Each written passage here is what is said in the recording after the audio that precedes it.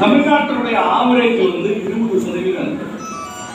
மத்திய சர்க்காருடைய மாநிலம் முழுவதும் மரம் 22%. ஆனா உலக நாடுகள் என்ன சொல்லுது 33% மரம் இருக்குன்னு சொல்லி. அப்பனா 2.5% மரம் இருக்கிற நம்ம ஊருக்கு மழை பெய்யுமா? 20% பேர் இருக்கிற மழை பெய்யுமா? ஒரு மலை மறைவு பிரதேசமான பாதி நாட்கள் வானம் பார்த்த பூமியில் இருக்கிற மக்களுக்கு மழை பெய்யல. ஒரு சில நாட்கள் கூடுதலா மழை பெய்து சங்கடப்பட்டுருவோம்.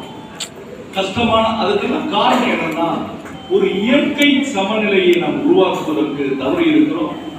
இப்போ ஒன்று கெட்டு போகல. சாய்பாபாவுடைய அருளால நீங்க எல்லாரும் வந்திருக்கீங்க. இந்த இடத்துல நாங்க என்ன செய்யறோம்னா 7 அடி மரம். எத்தனை அடி மரம்? 7 அடி மரம்.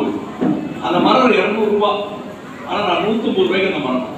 யார் வீட்டுல நீங்க இளையராஜா மாதிரி பூசனூர்ல இந்த வீட்டுல போய் இந்த மரத்தை கொடுக்கணும்னா நாங்க கொண்டு போய் ஒரு மரம் கொண்டு போய் கொடுக்கறதுக்கு 150 ரூபாய் செலவழிச்சு கொண்டு போய் 300 ரூபாய்னாலும் அந்த மரத்தை போய் யார் வீட்டுல கொடுப்போம்.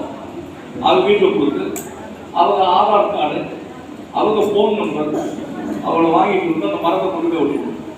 அவருடைய பிறந்த நாள், அவருடைய தந்தையாருடைய பிறந்த நாள், தாய் தந்தையர்களுடைய நினைவு நாள், சாமி அவர்களுடைய பிறந்த நாள். நான் இன்னைக்கு காலையில் அவர் தான் சொன்னேன். நான் வாக்கிங் போயிட்டு இருந்தேன். ட்ரெயின்ல இருந்து போயிட்டு 7 மணிக்கு வாக்கிங்.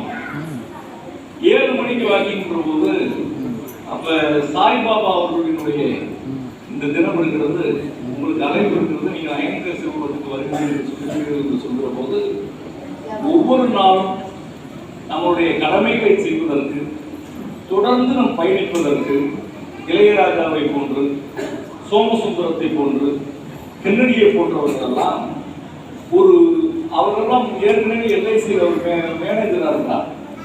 இங்க அவர் சூரிய நாராயணன் நல்ல நீங்கள் எல்லாம் நம்ம யாரு கூட சேர்ந்திருக்கிறோம்ன்றது இல்லை. எத்தனை மரத்தை சத்திய சாய்பாபா சங்கம் நீங்கள் உருவாக்குகிறீர்கள் என்பதுதான் சிறப்பு. நம்ம பகுதியில் வேப்ப மரம், ஆலமரம், அத்தி மரம், அரச மரம், புங்க மரம், எத்தனையோ மரங்களை வைக்கலாம். ஒரு இயற்கை சமநிலையை இங்கே உருவாக்கலாம்.